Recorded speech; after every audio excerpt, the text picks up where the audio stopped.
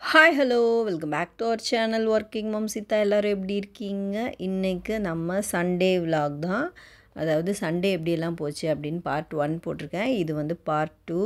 கரெக்டாக மீன் கழுவ போகிற நேரத்தில் ஸ்டாப் பண்ணிட்டேன் வீடியோவை. அதுக்கு மேலே எடிட்டிங் பண்ண முடியல. வீடியோவை ரொம்ப பெருசாக போயிட போகுது அப்படி சொல்லிட்டு ஸ்டாப் பண்ணிட்டேன். இப்போ வந்து மீன் குழம்பெல்லாம் வைக்க என்னோடய சண்டே வேலை கொஞ்சம் முடிஞ்சோடனே நான் ஸ்டார்ட் பண்ணிட்டேன். இப்போ வந்து நான் வந்து சாப்பர் எடுத்துக்கிட்டேன். ஏன்னா வந்து இன்றைக்கி நிறைய வேலை இருக்குது அப்படின்றப்பெல்லாம் நான் வந்து இந்த சாப்பர் எடுத்துப்பேன். இதில் கொஞ்சம் பெருசாக வெங்காயத்தெல்லாம் வெட்டி போட்டுட்டா நமக்கு நல்லா ஃபைனாக சாப் பண்ணி கொடுத்துரும். அதனால் நான் வந்து இன்றைக்கி சாப்பர் எடுத்துக்கிட்டேன்.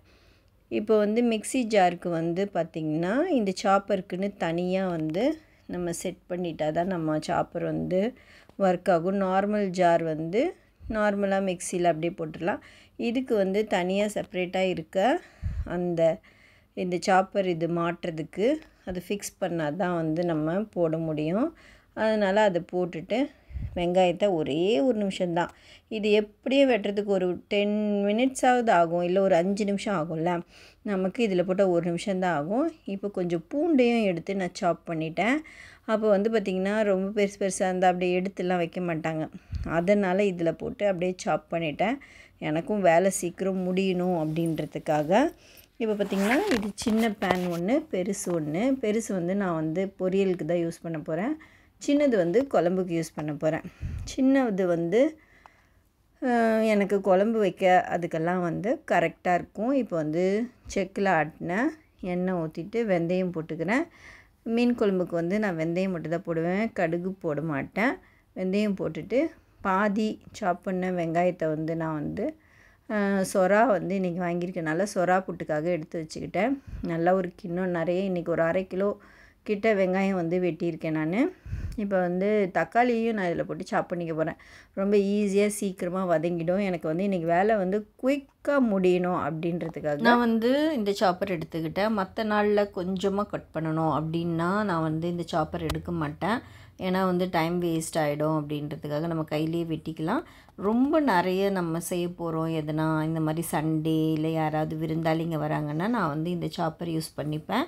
இப்போ வந்து எனக்கு உடனே ஒரு நிமிஷத்துலேயே வந்து இந்த வெங்காயமே இன்னும் வந்து வதங்கியிருக்காது, அதுக்குள்ளே நான் அரைச்சி எப்போயோ ரெடியாக வச்சுட்டேன். அந்தளவுக்கு ஸ்பீடாக நமக்கு வந்து ஒர்க் பண்ணோம்.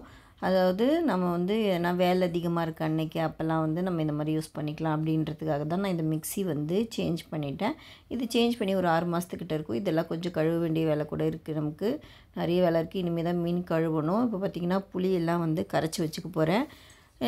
கொஞ்சம் வந்து தண்ணி ஊற்றி உப்பு மிளகாத்தூள்லாம் போட்டு கொதிக்க ஆரம்பித்ததுக்கப்புறமா கொஞ்சம் நேரம் கழித்து தான் நான் வந்து புளி வந்து சேர்ப்பேன். இப்போ வந்து மஞ்சத்தூள், உப்பு, மிளகாத்தூள் இதெல்லாம் போட்டுட்டு நல்லா கொஞ்சம் வதங்கினதுக்கப்புறம் நம்ம வந்து தண்ணி சேர்த்துக்க போகிறோம்.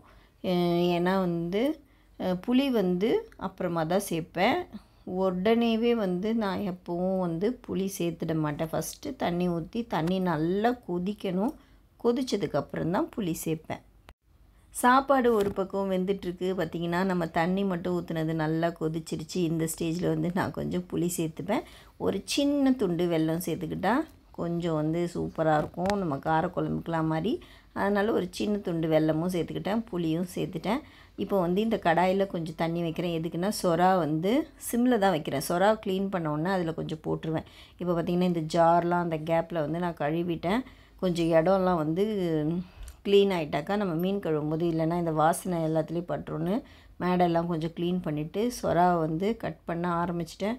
ரொம்ப பெரிய சொரா, வீடியோவில் எவ்வளோ பெருசு தெரியுது தெரியல, ரொம்ப பெருசாக இருந்தது. நான் எப்படியும் வந்து இதுக்கு மட்டும் ஒரு 1/2 மணி நேரத்துக்கிட்ட எனக்கு செலவாயிடுச்சு. அது சீக்கிரத்தில் என்னால் வெட்டவே முடியல. குடல், இது எது குடல் என்னன்னே ஒன்றுமே எனக்கே புரியல. ஏன்னா ரொம்ப நாள் ஆயிடுச்சு வாங்கி. அப்புறம் ஒரு வழியாக இதெல்லாம் கட் பண்ணி சரி சுடு தண்ணியில் போட்டு எடுத்துடலான்னு இட்லி பாத்திரத்தில் நிறைய பேர் வந்து இதை வந்து வேக வைப்பாங்க. அப்படி வேக வச்சோம்னா வந்து இட்லி பாத்திரம்லாம் கழுவிக்கிட்டு இருக்கணும். நான் மோஸ்ட்லி சுடு தண்ணியில் போட்டு அப்படியே உடனே எடுத்துருவேன். அப்போ வந்து சொரா ஈஸியாக எப்பவும் போல் அது கொஞ்சம் க்ளீன் பண்ணிடலாம் ஈஸியாக அப்படி சொல்லிவிட்டு நான் வந்து கடாயில் சுடு தண்ணி வச்சுட்டேன் ஒரு பக்கம். இந்த சொராவை வெட்டுறதுக்குள்ளே எனக்கு போதும்னு ஆயிடுச்சு. எதை வெட்டணும் வெட்டக்கூடாது அது வேறு எனக்கு வந்து சரியாக தெரியல.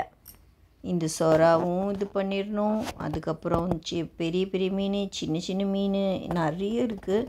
மீன் கழுவுறதுக்கு மட்டும் எனக்கு கிட்டத்தட்ட 1 hour கிட்ட ஆயிருக்கும். அவ்வளோ நேரம் ஆச்சு. ஆனால் ஒன்று ஒன்றா தான் நான் வந்து இப்போ சொறா ஃபஸ்ட்டு க்ளீன் பண்ணி அதை சுடுதண்ணியில் போட்டுட்டு டக்குன்னு அந்த சின்ன சின்ன மீனெல்லாம் குழம்பு கொதிக்கிறதுக்குள்ளே வந்து கட் பண்ணி சிசர் வச்சு எடுத்துகிட்டு நிறைய வேலையாயிடுச்சு நேற்று. ரொம்ப வந்து அதாவது சண்டே ரொம்ப வந்து எனக்கு அப்படியே நின்றுட்டே இருந்த மாதிரி இருந்தது. ஒரு 4 மணி நேரத்துக்கிட்ட கால்லாம் சரியான வலி.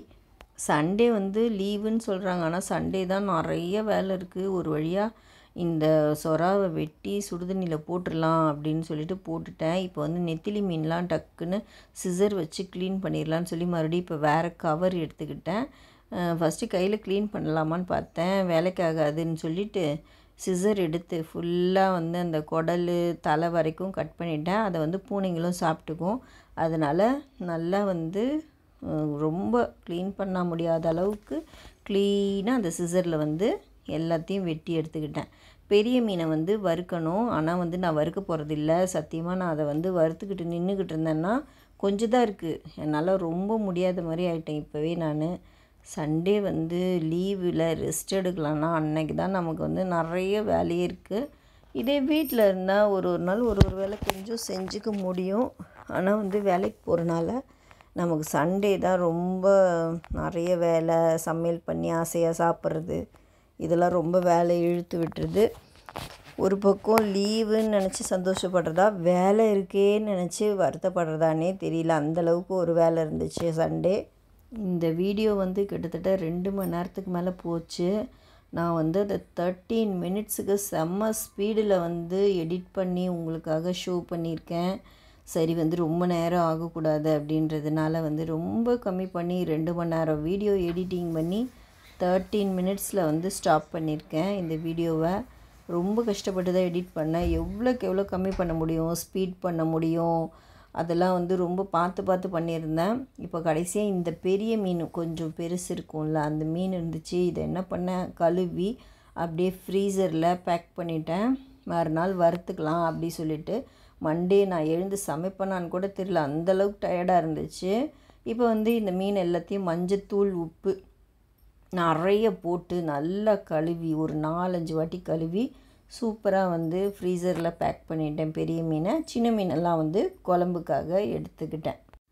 சண்டே விலாக் வந்து ஆல்ரெடி ஃபஸ்ட்டு வந்து பார்ட் 1 போட்டிருக்கேன். பார்ட் 1 வந்து போஸ்ட் பண்ணி கொஞ்ச நேரம் கழிச்சு தான் கொஞ்சம் மிஸ்டேக்ஸ்லாம் இருந்தது. மறுபடியும் டிலீட் பண்ணி 2 வாட்டி டிலீட் பண்ணி 2 வாட்டி எடிட் பண்ணி போஸ்ட் பண்ணுறதுக்குள்ளே எனக்கு அப்படியே ஜுரம் பண்ணுற மாதிரி ஆகிடுச்சு.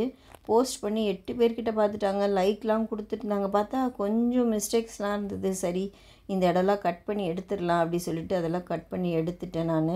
வீடியோவில் எனக்கு ரொம்ப கஷ்டமாயிடுச்சு. அதுவே மறுபடியும் வீடியோ போஸ்ட் பண்ணால் யாருமே பார்க்கவே இல்லை.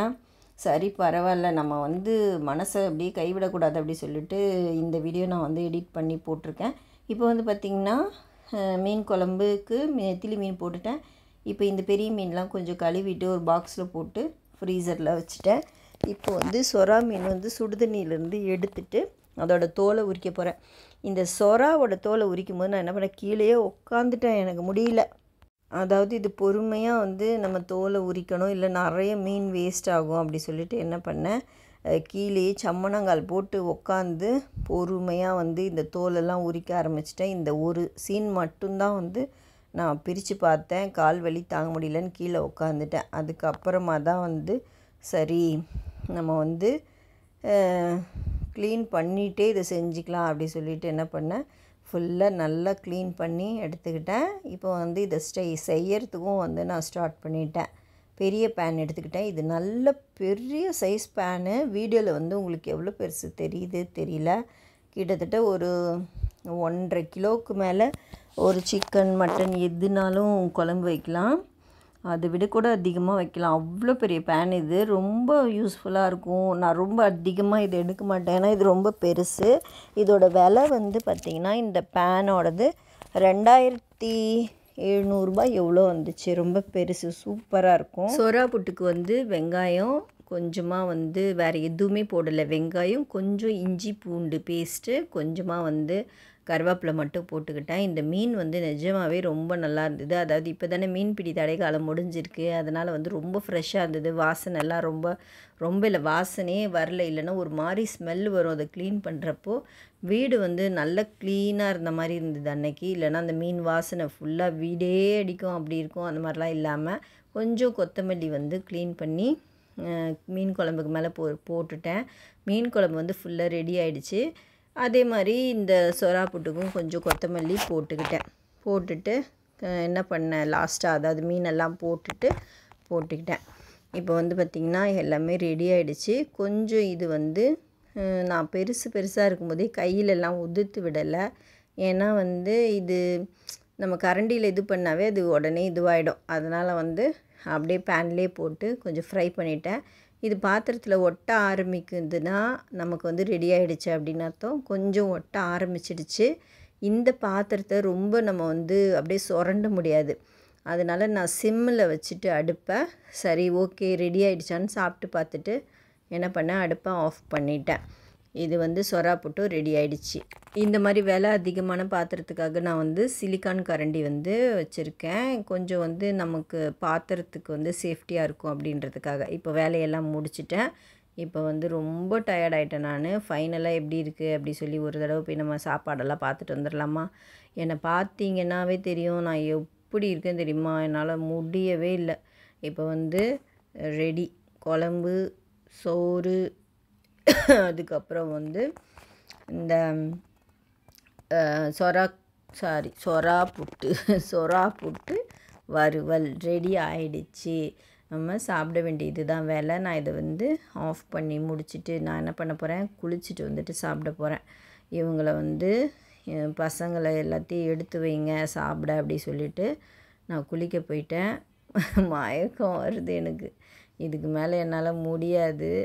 சாப்பிட்டுட்டு அப்புறம் தூங்க போகிறேன். உடனே தூங்க போகல. சரி, இப்போ வந்து இந்த வீடியோ இதோட முடிச்சுக்கலாமா? நான் வந்து இன்னொரு நல்ல வீடியோவோட உங்களை வந்து சந்திக்கிறேன். என்ன மாதிரி ஒர்க்கிங் மாம்லாம் யார் இருக்கீங்க, சண்டே பெண்டு கழுடுது அப்படின்றவங்களாம் லைக் பண்ணுங்கள், ஷேர் பண்ணுங்கள், கமெண்ட் பண்ணுங்கள். நல்லா சாப்பிட்டு ரெஸ்ட் எடுங்க. சாயந்தரம் பார்த்திங்கன்னா சாயந்தரம் தான் ஒரே ஜாலி. பூனை கூட விளையாடிக்கிட்டு வெளியே போய் வந்து உட்காந்துக்கிட்டு சைக்கிள் ஓட்டிகிட்டு பசங்களோட டைம் ஸ்பெண்ட் பண்ணிகிட்டு இருந்தேன். நம்ம சேனலில் பூனைக்குட்டியெல்லாம் ஷார்ட்ஸில் வருது, பார்த்து என்ஜாய் பண்ணுங்கள். வீடியோ லைக் பண்ணுங்கள், ஷேர் பண்ணுங்கள், கமெண்ட் பண்ணுங்கள். Bye from working mom Seetha. Bye.